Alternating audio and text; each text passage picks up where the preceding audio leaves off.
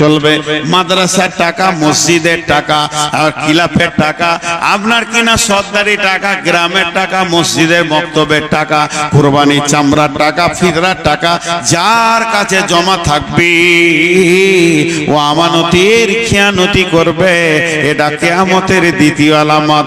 আর 3 নম্বর, ওয়া যাকাতুন মাগরামান, যাকাতকে জরিমানা মনে করবি, যাকাতকে জরিমানা মনে করবি।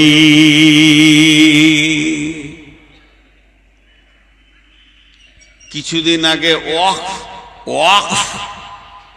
ওয়াকফ বিল নিয়ে লাফালাফি হলো কি হলো না? আরে হ্যাঁ না বলে না? তো কলকাতায় যে ওয়াকফের সম্পত্তিটা আছে, শেষ দিকে কি রেজাল্ট পেলেন? মুসলমানদের ভিতরে কিছু লুটে নিয়েছে বলো। অন্যজন তো লুটেছি, তাদের নাম আমি আর বলবো না, এখনো তারা মন্ত্রী আছে আর কিছু আছে, লুটে নিয়েছে। তো এই ঘটনা ঘটবে, আমানতের খেয়ানতি চলবে, যাকাতকে জরিমানা মনে করবে। যাকাত দিতে বললে ওর মন খারাপ, যাকাত দিতে চাইবে না। কিন্তু যাকাত হচ্ছে এই মুসলমানদের মেরুদণ্ডের হাড়, যাকাত হচ্ছে মুসলমানদের মেরুদণ্ডের হাড়, যাকাত হচ্ছে মুসলমানদের মেরুদণ্ডের হাড়।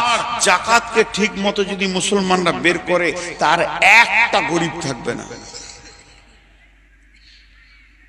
ছোট করে চিন্তা করেন, শুধু মহিষাপুরে যতগুলো ধনী আছে, যাকাত, ওসর, ফিতরা, মালটা এক জায়গায় জমা করেন।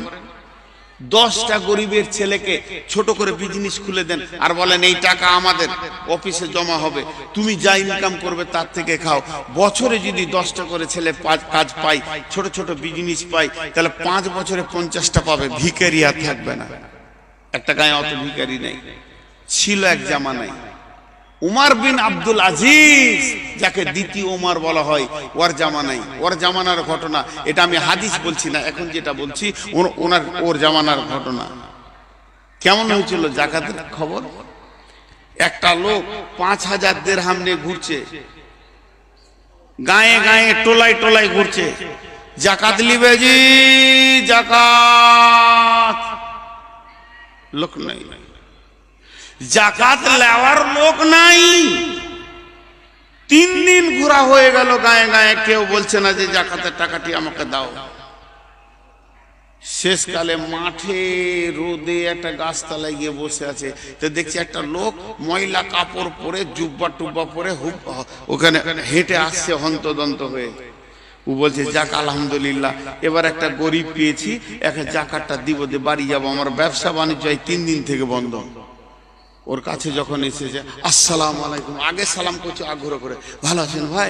যাক আপনি এসেছেন, আমি এই যাকাতের মালটা নিয়ে ঘুরছি, কয়েকদিন থেকে বাড়ি ঘর ছেলে পেলে ছেড়ে দিয়েছি ভাই, আজকে 3 দিন হলো যাকাত দিয়া লোক পেছি না, তো এই টাকাটা নেন, দা আমাকে ছাড়েন।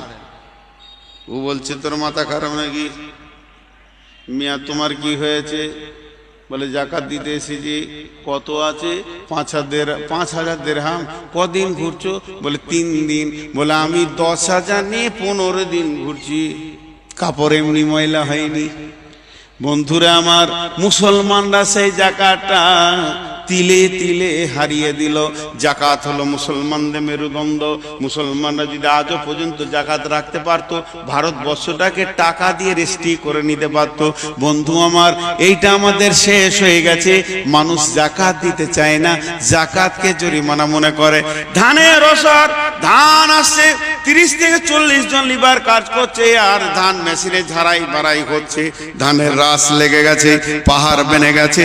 আর যদি মাদ্রাসাওয়ালা চেকটা নিয়ে যায়, তে এমন করে তাকাবে, মনে হবে যেন বাপুতি মাল আমি দিছি। চাষিদের ভিতরে এমনি কথা আছে।